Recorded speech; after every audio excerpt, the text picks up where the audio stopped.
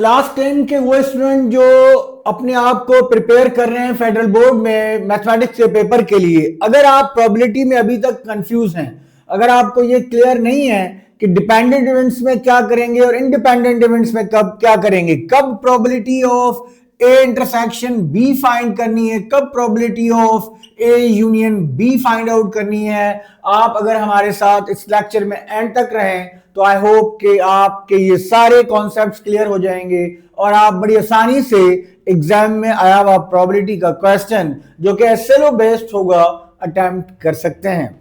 अस्सलाम वालेकुम, बिस्मिल्लाहिर रहमानिर रहीम।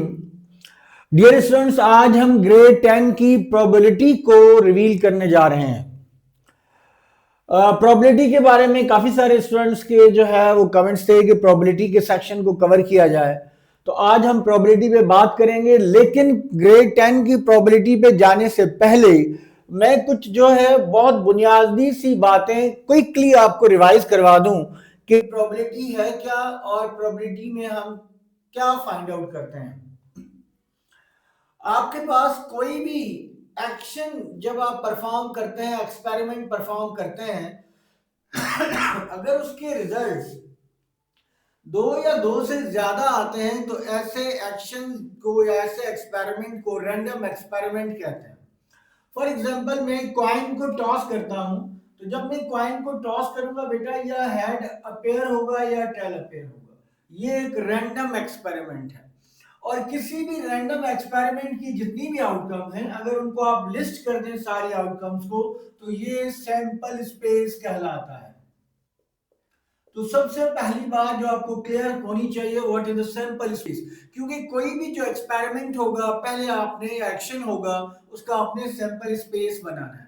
अगर मैं एक डाइस को थ्रो करूं तो क्या क्या अपेयर हो सकता है? अपेयर होगा 1 2 3 4 5 एंड 6। ये एक सैंपल स्पेस है। ठीक है, इस सैंपल स्पेस की कितनी आउटकम्स हैं, उनको लिखने का मेथड ये एन ऑफ एस 2 आउटकम्स हैं। इस सैंपल स्पेस की कितनी आउटकम्स हैं? इस सैंपल स्पेस की 6 आउटकम्स हैं। इसी तरह कोई भी जो आप एक्सपेरिमेंट, फॉर एग्जांपल एक जार है या एक बॉक्स है, इसमें 3 रेड मार्बल्स हैं, 4 जो है वो येलो मार्बल्स हैं और 5 जो है वो ग्रीन मार्बल्स हैं। तो अगर मैं आपको कहूं उसका सैंपल स्पेस बनाए तो आप लिखेंगे S is equals to 3 red marbles, 4 yellow marbles and 5 green marbles। अगर आपके पास पैक ऑफ 52 कार्ड्स है, एक बात बताता चलूं, कार्ड्स का पता होना बहुत जरूरी है, उनकी डिस्ट्रीब्यूशन का पता होना बहुत जरूरी है प्रोबेबिलिटी के लिए। तो अगर आपके पास 52 कार्ड्स हैं और उनका सैंपल स्पेस बनाना है तो आप लिखेंगे 52 कार्ड्स। ये सैंपल स्पेस क्रिएट करना आपको आना चाहिए। सैंपल स्पेस की जितनी भी आउटकम्स हैं, ये सारी सैंपल स्पेस की आउटकम्स हैं, उनका नंबर हमें भी पता होना चाहिए। जैसे अगर मैं इस सैंपल स्पेस की आउटकम्स बताऊं तो n of s equals to 3 7 5 12। इस सैंपल स्पेस की अगर आउटकम बताना चाहें n of s equals to 52। अब what is the probability? For example, अगर ये एक सैंपल स्पेस है और मैंने जब कॉइन को टॉस किया, मैं इंटरेस्टेड हूं हेड आने की क्या प्रोबेबिलिटी होगी हेड आने के जो चांसेस हैं हेड अकर होने के वो कितने हैं। तो प्रोबेबिलिटी ऑफ एन इवेंट, अब आप पहले इवेंट को डिफाइन करेंगे। What is event? इवेंट को फॉर एग्जांपल मैंने ई से रिप्रेजेंट कर दिया। हम इवेंट वो है जिसमें आप इंटरेस्टेड हैं। आप किस में इंटरेस्टेड हैं? हेड में। तो इसमें सैंपल स्पेस में कितने हेड? एक ही हेड है, ये आपने लिखा है। तो ये आपका इवेंट हो गया। Number of outcomes of event, event की आउटकम्स कितनी है? एक आउटकम। अब अगर आपको इस इवेंट की प्रोबेबिलिटी चाहिए तो बहुत सिंपल सा फार्मूला है, probability of event is equals to number of elements of event divided by number of sample space. Event का आउटकम्स है 1, सैंपल स्पेस की है 2। इसका मतलब है इस इवेंट की प्रोबेबिलिटी जो है वो क्या हो जाएगी? 1/2। सिमिलरली अगर मैं इस वाली सैंपल स्पेस की बात करूं, अगर हम फॉर एग्जांपल इवन नंबर में इंटरेस्टेड हैं कि अगर आप डाई को थ्रो करेंगे क्या प्रोबेबिलिटी है कि इवन नंबर अपेयर होगा, तो आप इवेंट बनाएंगे ई। अब इवन नंबर्स को कौन सी आउटकम में फेवर कर रही है? वो 2 है, वो 4 है, वो 6 है। इस इवेंट की आउटकम्स कितनी होंगी, आप लिखेंगे n ऑफ e, वो हो गया 3। अब अगर आपको इस इवेंट की प्रोबेबिलिटी चाहिए तो बड़ा सिंपल सा फार्मूला है, probability of an event is equals to number of elements of event and number of total elements of sample space. Event के कितने एलिमेंट्स हैं, 3। सैंपल स्पेस के कितने एलिमेंट्स हैं, 6। So this is 1/2। तो आपको एक इवेंट की प्रोबेबिलिटी फाइंड आउट करना आना चाहिए ग्रेड 10 की प्रोबेबिलिटी करने के लिए, क्योंकि ग्रेड 10 में आप दो इवेंट्स की बात कर रहे हैं। दो इवेंट्स क्या होते हैं, उनकी प्रोबेबिलिटी कैसे फाइंड आउट करते हैं, आप इसको नोट कर लीजिए, अब हम उसकी बात करेंगे। प्रोबेबिलिटी ऑफ टू इवेंट्स जो है वो स्टूडेंट्स को कैसे हम डिफाइन करेंगे। फॉर एग्जांपल आपके पास टू इवेंट्स की प्रोबेबिलिटी को, टू इवेंट्स है, एक इवेंट को हम ए कह देते हैं और दूसरे इवेंट को हम बी कह देते हैं। जब आप टू इवेंट्स की प्रोबेबिलिटी फाइंड आउट करेंगे तो दो सिचुएशंस होंगी। समटाइम्स जो इवेंट्स होते हैं वो डिसजॉइंट होते हैं और समटाइम्स वो डिसजॉइंट नहीं होते। डिसजॉइंट इवेंट्स को हम एक्सक्लूसिव इवेंट्स भी कहते हैं। डिसजॉइंट और डिसजॉइंट होना और ना होने से क्या मुराद है, फॉर एग्जांपल इसके लिए हम एक एग्जांपल लेते हैं। एक हम डाइस को थ्रो करते हैं, तो डाइस को जब थ्रो करते हैं तो ये आपका सैंपल स्पेस है। अब मैं कहता हूं कि मैं इंटरेस्टेड हूं प्रोबेबिलिटी ऑफ इवन नंबर्स में। तो ए फॉर एग्जांपल एक इवेंट है जो इवन नंबर्स को रिप्रेजेंट कर रहा है। अगर हम इवन नंबर की प्रोबेबिलिटी में इंटरेस्टेड हैं तो हम उस इवेंट की आउटकम्स को लिखेंगे और वो आउटकम्स हैं 2, 4 एंड 6। सैंपल स्पेस की आउटकम्स हैं 6 और इवेंट की आउटकम है 3। एग्जाम में जब आप क्वेश्चंस कर रहे हो तो आपको ये चीजें मेंशन करनी होती हैं। आपको इवेंट की आउटकम लिखनी होती हैं, उनका नंबर लिखना होता है, सैंपल स्पेस लिखना है, उसकी आउटकम लिखनी है। दूसरा इवेंट जो है वो जिसमें मैं इंटरेस्टेड हूं वो है ऑड नंबर। अब अगर आप मुझे इसकी प्रोबेबिलिटी चाहिए ऑड नंबर की, तो मैंने ऑड नंबर के इवेंट को बी से डिफाइन कर दिया और ऑड नंबर्स हैं 1, 3 एंड 5 और ऑड नंबर्स की जो आउटकम्स हैं इवेंट की वो है 3। अब अगर मैं चाहता हूं कि प्रोबेबिलिटी ऑफ ए और बी, कि मुझे ए और बी की प्रोबेबिलिटी चाहिए, ए और बी इसकी प्रोबेबिलिटी चाहिए, तो देन जो है वो जब और होगा दो इवेंट्स के दरमियान, तो प्रोबेबिलिटी ऑफ ए और बी का मतलब ये होगा कि probability of A union B means और का मतलब ये कि आइदर ए अपेयर हो या बी अपेयर हो, दोनों में से कोई एक अपेयर होने की प्रोबेबिलिटी अगर मुझे चाहिए तो इसको मैं कैसे फाइंड आउट करूंगा। Probability of A union B और probability of A union B का फार्मूला होगा probability of A plus probability of B. ऐसे इवेंट्स को अब देखिए ए और बी में इंटरसेक्शन इनका एम्प्टी है। अगर मैं यहाँ पे देखूं तो ए इंटरसेक्शन बी एम्प्टी है। जब दो इवेंट्स का इंटरसेक्शन एम्प्टी हो तो ऐसे इवेंट्स को हम डिसजॉइंट इवेंट्स या म्यूचुअली एक्सक्लूसिव इवेंट्स कहते हैं। A and B are disjoint events है, डिसजॉइंट इवेंट्स। तो डिसजॉइंट इवेंट्स की जब आपको प्रोबेबिलिटी चाहिए दो इवेंट्स की, तो उनका ये फार्मूला है। प्रोबेबिलिटी ऑफ ए जो है वो आपको बताया पिछले उसमें कि किसी भी एक सिंगल इवेंट की प्रोबेबिलिटी का क्या मेथड है, n of A number of elements of A, number of elements of S sample space plus number of elements of event B and number of elements of sample space. So this is 3/6 plus 3/6 and this is 6/6 and this is 1. Of course जब आप किसी भी event जब एक die को throw करेंगे तो जो नंबर अपेयर होगा या ऑड होगा या इवन होगा, इन दोनों में से कोई एक ही बात हो सकती है। इसलिए आपके पास जब आपने ए और बी की प्रोबेबिलिटी फाइंड आउट की तो आपके पास 1 आ गया। ध्यान में रखिए स्टूडेंट, प्रोबेबिलिटी जो है मैक्सिमम प्रोबेबिलिटी 1 होती है, मिनिमम प्रोबेबिलिटी 0 होती है। Probability always lies between 0 and 1। ये इसमें से एमसीक्यूज अक्सर बनते हैं, तो ये आपको क्लियर होना चाहिए। और जो है नेक्स्ट, अगर किसी इवेंट की प्रोबेबिलिटी 0 हो, इसका मतलब है वो इवेंट कभी भी अकर नहीं होगा, अकरेंस उसकी नहीं हो सकती। और अगर किसी इवेंट की प्रोबेबिलिटी 1 हो, इसका मतलब है ये बात श्योर है कि वो इवेंट जो है अकर होगा ही होगा। जैसे अगर आप मेहनत कर रहे हैं और बहुत अच्छी प्रिपरेशन कर रहे हैं और आपके जो नंबर हैं वो 70 आउट ऑफ 75 आने की प्रोबेबिलिटी, आप उसको 1 बना सकते हैं अपने हार्डवर्क से, सेंस के साथ और एसएलओ बेस प्रिपरेशन करके। इसी तरह जो है इस इवेंट की प्रोबेबिलिटी क्या आ गई, ए और बी की प्रोबेबिलिटी क्या आ गई, 1 आ गई। अब जो है कब इवेंट्स डिसजॉइंट, ये तो डिसजॉइंट इवेंट्स थे, कब इवेंट डिसजॉइंट नहीं होते, इसी एग्जांपल को हम लेते हैं, यही इवेंट ए और बी लेते हैं, लेकिन जो है इसको थोड़ा सा चेंज कर देते हैं आप। आई होप कि आपने ये क्वेश्चन जो है वो लिख लिया होगा, इसको आप लिख लीजिए।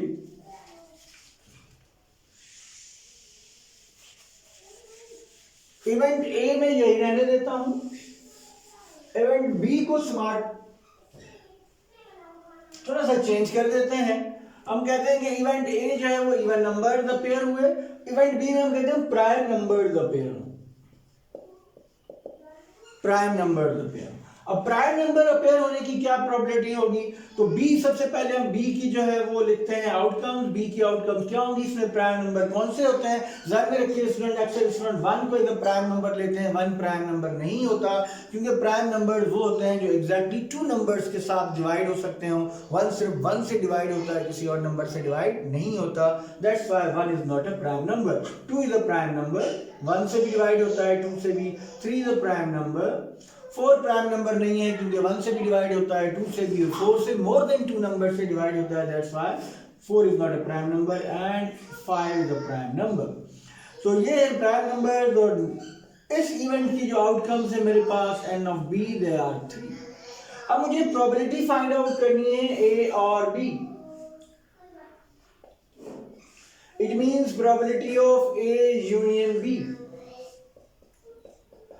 तो अब क्या मैं चेक करूं ए और बी इंटरसेक्शन एम्प्टी है या नहीं है। तो अगर हम ए और बी का इंटरसेक्शन फाइंड आउट करें तो यहां पे देखिए ए इंटरसेक्शन बी जो है, is anything common between A and B? Yes, 2 is common, so A intersection B is not empty। इसका मतलब है they are not mutually exclusive events, disjoint events नहीं है। जब disjoint events नहीं है तो आपको इनके intersection के एलिमेंट्स का पता होना चाहिए कि ए और बी के इंटरसेक्टेड एलिमेंट्स कितने हैं। ए और बी के इंटरसेक्टेड एलिमेंट्स हैं number of A intersection B is equals to 1।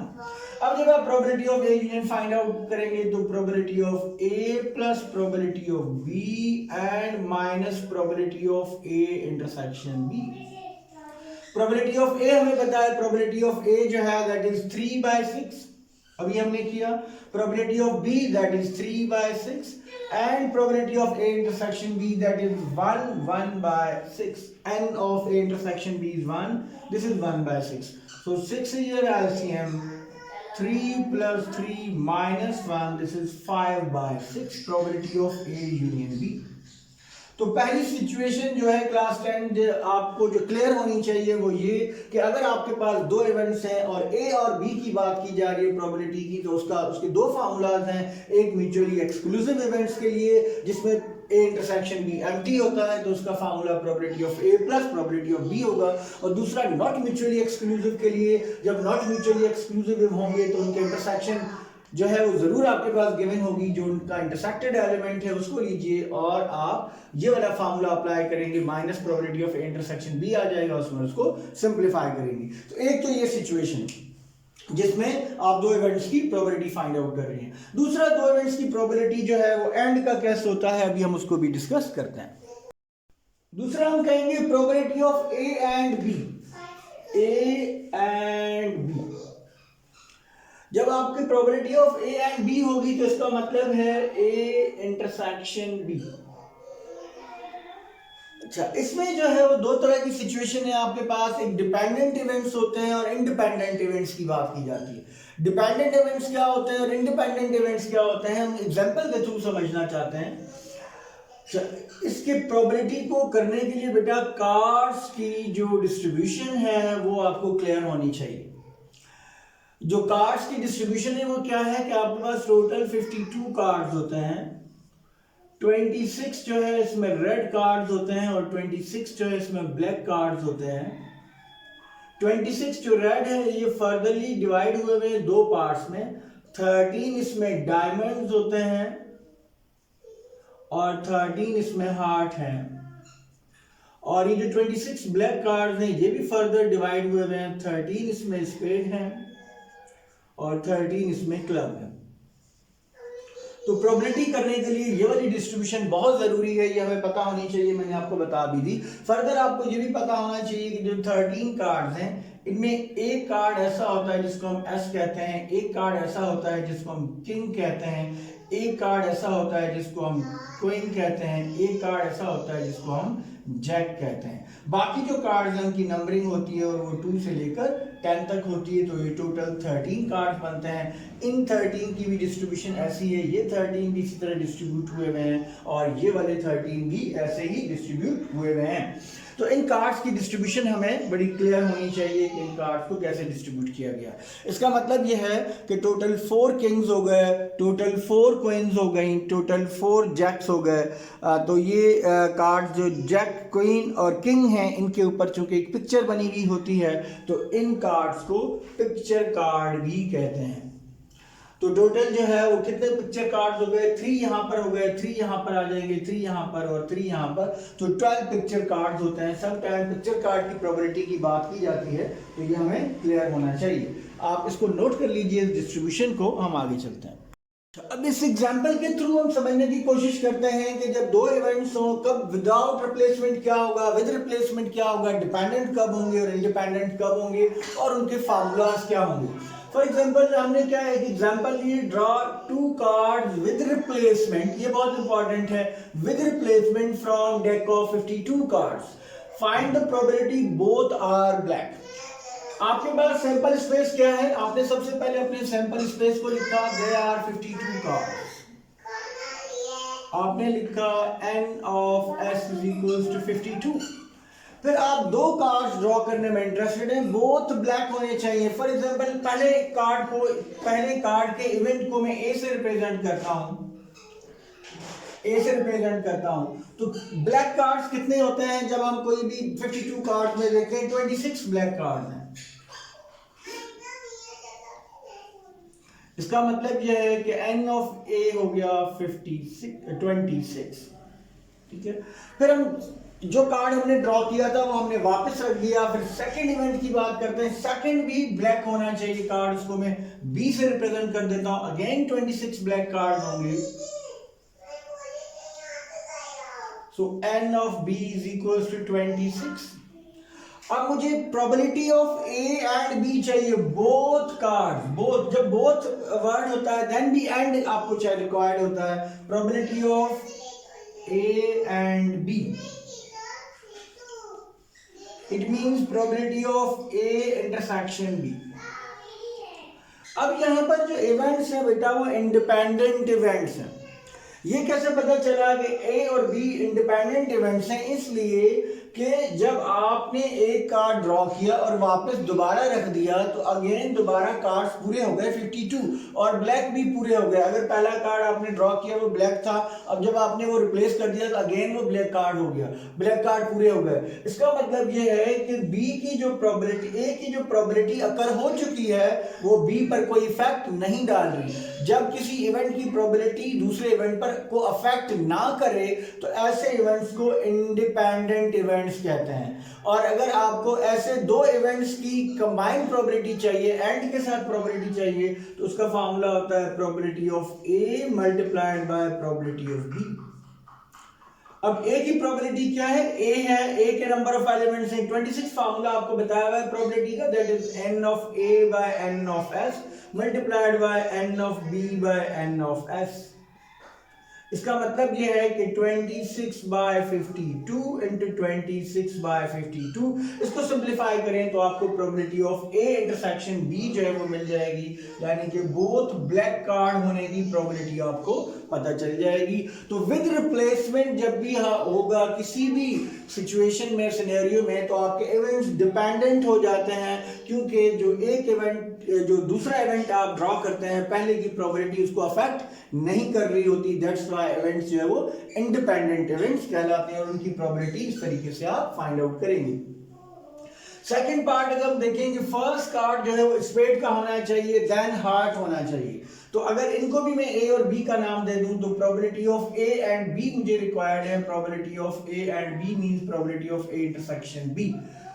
पहला कार्ड स्पेड होगा, आपने कार्ड ड्रॉ किया, स्पेड आ गया। स्पेड आने की क्या प्रोबेबिलिटी है, हमने उसको ए से रिप्रेजेंट किया है, वो प्रोबेबिलिटी ऑफ ए हम उसको कह देते हैं। Then probability of B, second card heart होना चाहिए। पहला कार्ड स्पेड होने की क्या प्रोबेबिलिटी है, टोटल 13 स्पेड्स होते हैं। आपने ए के सैंपल स्पेस लिखा 13 स्पेड्स, और एन ऑफ ए जो है वो 13 हो गया, तो प्रोबेबिलिटी ऑफ ए क्या हो जाएगा 13/52। अब जब आप कार्ड रिप्लेस कर देंगे तो अगेन कार्ड्स आपके पूरे हो गए। इसका मतलब यह है कि इवेंट्स इंडिपेंडेंट हैं। जो स्पेड की प्रोबेबिलिटी है वो हार्ट की प्रोबेबिलिटी को बिल्कुल भी अफेक्ट नहीं करेगी। इसका मतलब यह है कि इंडिपेंडेंट इवेंट्स हैं और इनकी प्रोबेबिलिटी अगर फाइंड आउट करनी है, ये फार्मूला। बी के जो है वो क्या आउटकम्स होंगी, बी हार्ट होना चाहिए, हार्ट भी 13 होते हैं, तो इसका मतलब यह है कि एन ऑफ बी जो है वो भी 13 आ गया। तो बी की प्रोबेबिलिटी भी क्या होगी 13/52, और इनको आप मल्टीप्लाई करके सिंप्लीफाई करेंगे तो आपको probability of A and be independent events की प्रोबेबिलिटी आपको पता चल जाएगी। तो ये एक एग्जांपल ही हमने, और उससे हमने इंडिपेंडेंट इवेंट्स की प्रोबेबिलिटी फाइंड आउट कर दी। नेक्स्ट एग्जांपल में हम इसी एग्जांपल को लेते हैं, यहां हमने विद रिप्लेसमेंट लिया था, उसमें हम विदाउट रिप्लेसमेंट करते हैं और फिर देखते हैं कि इंडिपेंडेंट और डिपेंडेंट इवेंट्स में क्या फर्क होता है, उनके फार्मूलाज में कितना फर्क। अब वही एग्जांपल लिया हमने, सिर्फ थोड़ा सा इसमें चेंज किया है। पहले प्रोबेबिलिटी विद रिप्लेसमेंट थी, अब हम कह रहे हैं कि विदाउट रिप्लेसमेंट होगी अगर तो क्या होगा, और पार्ट्स भी हमने वही लिए हैं कि बोथ ब्लैक और फर्स्ट स्पेड देन हार्ट की प्रोबेबिलिटी क्या होगी।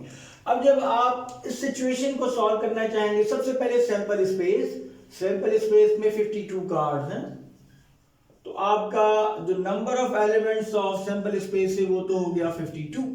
अब आप इंटरेस्टेड हैं दो कार्ड्स में जो कि दोनों ब्लैक होने चाहिए। पहले हम ए की बात करते हैं, तो ए जो है वो 26 कार्ड्स हैं, तो n of a is equals to 26 and what is b। अब आपने एक कार्ड ड्रॉ किया, उसको आपने साइड पे रख दिया, वो ब्लैक कार्ड है, तो अब आपके ब्लैक कार्ड कम हो गए, 25 कार्ड हो गए, तो n of b is equals to 25। और फर्दर एक कार्ड टोटल में से भी कम हो गया, पहले सैंपल स्पेस में 52 कार्ड्स थे, 51 कार्ड्स रह गए। ऐसे इवेंट्स को अब जब आप बी को ड्रॉ करेंगे तो जो ए की प्रोबेबिलिटी है जो कि अकर हो चुकी है वो बी को अफेक्ट करेगी। ऐसे इवेंट्स को हम डिपेंडेंट इवेंट्स कहते हैं। ये क्या है, डिपेंडेंट इवेंट्स है। जब डिपेंडेंट इवेंट की प्रोबेबिलिटी चाहिए ए एंड बी की, तो उसका क्या फार्मूला है, probability of A intersection B, probability of A and B. जब ये बोथ का वर्ड होता है, इसका मतलब probability of A and B, first spade then heart, इसका मतलब भी probability of A and B है। Probability of A intersection B, formula slightly different होगा। आप लिखेंगे probability of A multiplied by probability of B is required when A has occurred. A occur हो चुका है और बी की प्रोबेबिलिटी चाहिए, तो जस्ट आप इस तरीके से इसको लिखेंगे। प्रोबेबिलिटी ऑफ ए जो है वो क्या है, वो ए के आउटकम्स हैं 26, टोटल है 52।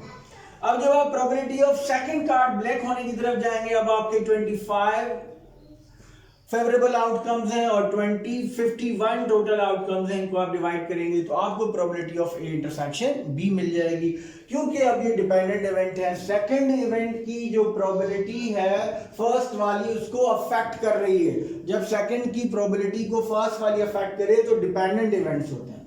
अगर इसके हम सेकंड पार्ट की तरफ आ जाएं,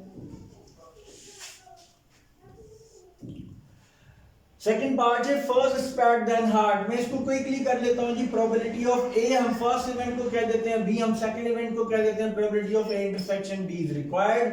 जब आप फर्स्ट कार्ड स्पेड का है, इसका मतलब है टोटल कार्ड्स कम हो चुके हैं, तो जो इवेंट्स हैं वो डिपेंडेंट इवेंट्स हैं, तो ये इक्वल होगा probability of A and multiplied by probability of B by ए।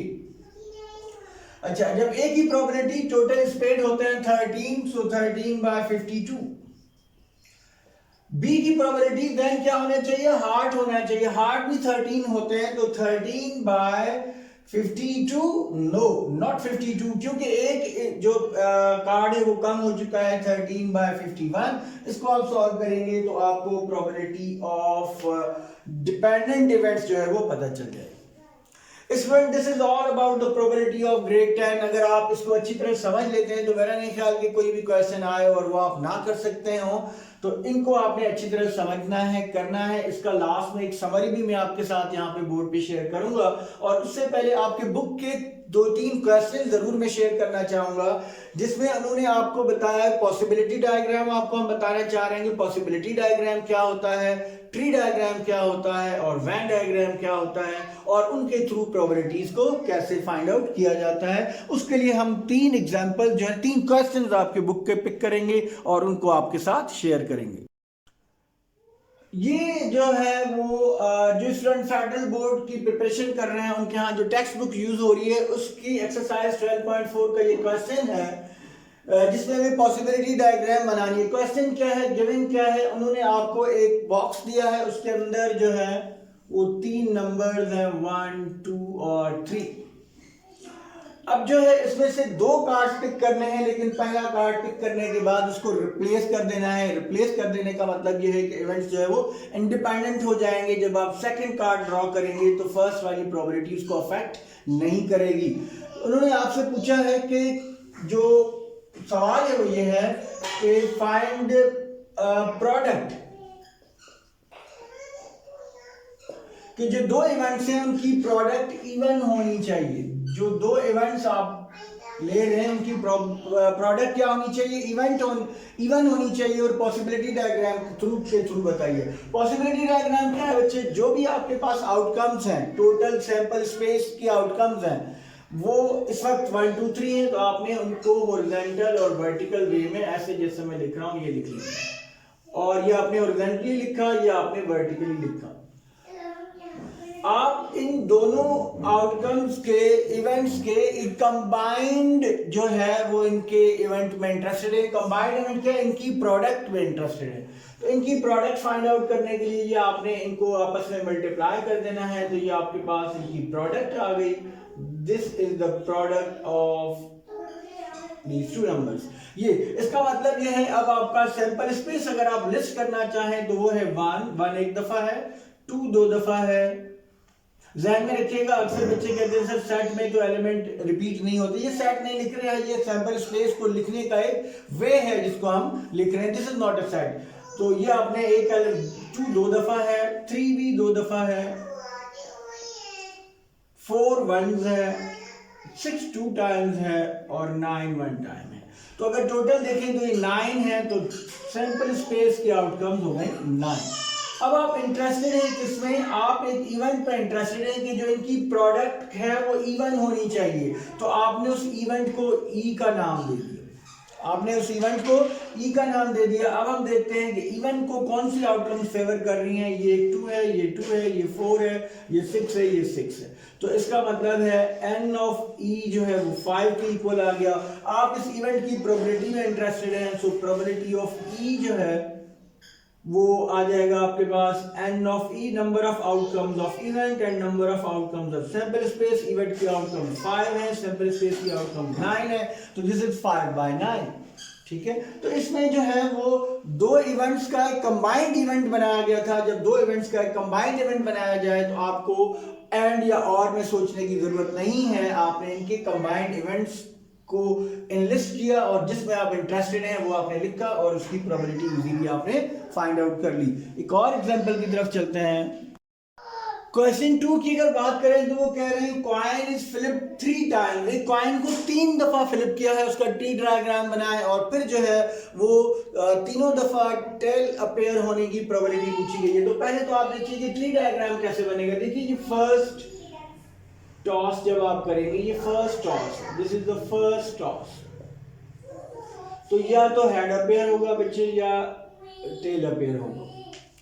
फिर आपने जब पहला टॉस कर लिया फिर दोबारा उसी कॉइन को टॉस करें। फॉर एग्जांपल फर्स्ट हेड आया था, मैं सेकंड टाइम इसको टॉस कर रहा हूं। जब मैंने सेकंड टॉस किया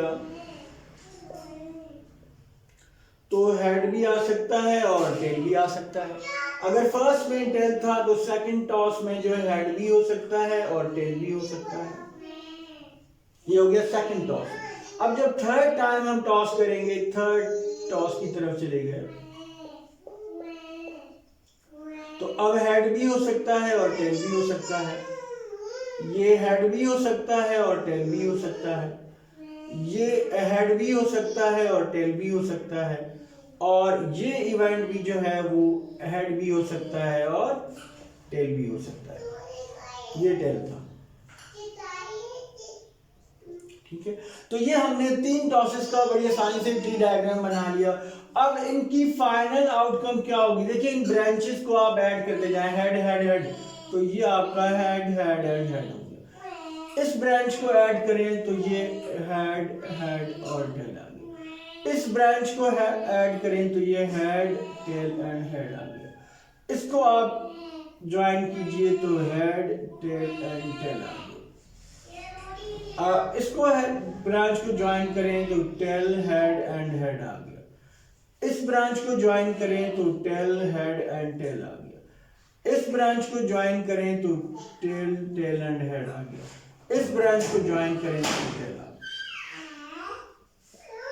ठीक है, तो ये आपका सैंपल स्पेस बन गया। आप इस सैंपल स्पेस को अगेन जो है वो लिस्ट कर सकते हैं इस फॉर्म में भी। इन सारी जो आपके आउटकम्स इनको लिख सकते हैं। इंटरेस्टेड किसमें है, पूछा क्या जा रहा है, आपसे पूछा जा रहा है कि जो है find the probability that getting 3 tails की क्या प्रोबेबिलिटी है। तो आपने उस इवेंट को ई का नाम दे देना है। E is 3 tales. 3 टेल्स देखिए एक ही दफा अपेयर हो रहे हैं, तो इसका मतलब है एन ऑफ ई जो है वो एन ऑफ ई जो है वो 1 के इक्वल आ गया। एन ऑफ एस हमें पता है कि यहां से हम देख सकते हैं कि एन ऑफ एस जो है वो 8 है। अगर हमें प्रोबेबिलिटी ऑफ ई चाहिए तो probability of E is equals to N of E, number of elements of event and number of elements of sample space, that is 1/8। This is your answer. अगर वो आपसे कहता है कि 2 हेड्स की क्या प्रोबेबिलिटी होगी, तो आप यहां से वो सारी आउटकम्स पिक करते हैं जिनमें 2 हेड्स हैं। 1 हेड की क्या प्रोबेबिलिटी है, आप वो आउटकम्स पिक करते हैं जिनमें 1 हेड है, अपना इवेंट बनाते और उसकी इजीली प्रोबेबिलिटी फाइंड आउट कर सकते थे। तो ये सेकंड सिचुएशन है जिसमें आपको ट्री डायग्राम बनानी होती है। ट्री डायग्राम ऐसे बनाते हैं। एक लास्ट क्वेश्चन डिस्कस करना चाहूंगा मैं आपके साथ, जिसमें थर्ड सिचुएशन है वेन डायग्राम वाली। क्वेश्चन नंबर 3 में जो है वो एक सर्वे किया गया और सर्वे किया गया 100 स्टूडेंट्स के साथ। 100 स्टूडेंट्स के साथ सर्वे किया गया कि आप जो है वो बर्गर खाना पसंद करते हैं या पिज्जा खाना पसंद करते हैं। तो 40 स्टूडेंट्स ने कहा कि हम पिज्जा खाना पसंद करते हैं। 40 स्टूडेंट्स वो थे जो पिज्जा खाना पसंद करते हैं और 45 स्टूडेंट्स वो थे जो बर्गर खाना पसंद करते हैं। जब कोई भी ऐसा स्टूडेंट नहीं है जो पिज्जा और बर्गर दोनों खाना पसंद करते हो, इसलिए जो इवेंट्स है वो डिसजॉइंट होंगे। आप अगर इनमें कुछ कॉमन होता तो आप उसका कुछ इस तरीके से ग्राफ बनाते, वेन डायग्राम बनाते, लेकिन देयर इज नथिंग कॉमन, तो इट मींस आपने उनको डिसजॉइंट जो है वो इवेंट कंसीडर करके अलग अलग से बनाना है, जैसे हमने बनाया है। अब क्वेश्चन ये है, उन्होंने जो सवाल पूछा है वो ये है कि find the probability of student like either pizza और बर्गर, पिज्जा और बर्गर, इसकी हमें प्रोबेबिलिटी चाहिए, पिज्जा और बर्गर। तो हम जो है वो एक इवेंट ऐड कर लेते हैं जिसे हम कहते हैं कि वो स्टूडेंट जो पिज्जा को लाइक करते हैं वो कितने हैं। सबसे पहले एन ऑफ एस जो है वो आपका 100 है, ठीक है। देन जो है वो 40 स्टूडेंट्स वो हैं जो पिज्जा को लाइक करते हैं, सो एन ऑफ ए जो है वो 40 हो गया। एन ऑफ बी जो है वो 45 स्टूडेंट्स ऐसे हैं ये पिज्जा वाले हैं, 45 स्टूडेंट्स वो हैं जो बर्गर लाइक करते हैं, सो एन ऑफ बी जो है वो 45 आ गया। अब हम इंटरेस्टेड है प्रोबेबिलिटी ऑफ ए और बी में, प्रोबेबिलिटी ऑफ ए और बी। तो क्लियरली हमें पता चल रहा है बेटा यहाँ पे कि डिसजॉइंट इवेंट्स हैं, इनका इंटरसेक्शन एग्जिस्ट नहीं करता, एम्प्टी है, इसका मतलब प्रोबेबिलिटी ऑफ ए और B, probability of A union B, this is probability of A plus probability of B, and probability of A is n of a divided by n of s, and probability of b is n of b divided by n of s। आप इनको add कर दीजिए तो this is 40/100 and 45 by 100, so this is 85 by 100, तो this is 0.85 is your probability. तो बड़ी आसानी से आपने इस क्वेश्चन को सॉल्व कर लिया।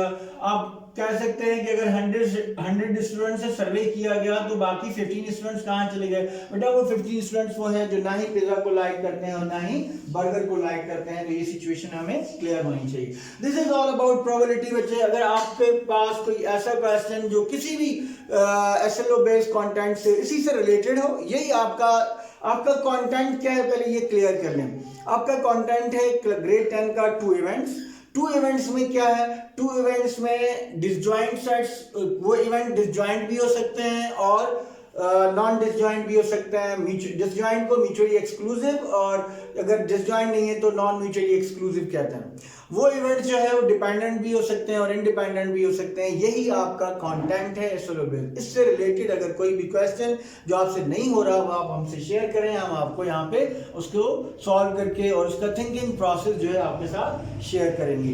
इन द लास्ट जो है मैं नेक्स्ट जो है हम क्या करने जा रहे हैं, नेक्स्ट हम रिवील करने जा रहे हैं फंक्शंस को आपके उसमें, और फंक्शन को हम एक ही शॉट में, एक कंप्लीट लेक्चर होगा फंक्शन का जिसमें हम पूरे चैप्टर को कंक्लूड करेंगे। उसके अलावा ये जो कुछ आज हमने किया है इसकी एक समरी लास्ट में मैं यहाँ पे लिख दूंगा, आप उसकी पिक्चर ले सकते हैं। ठीक है, थैंक यू, टिल देन अल्लाह हाफिज।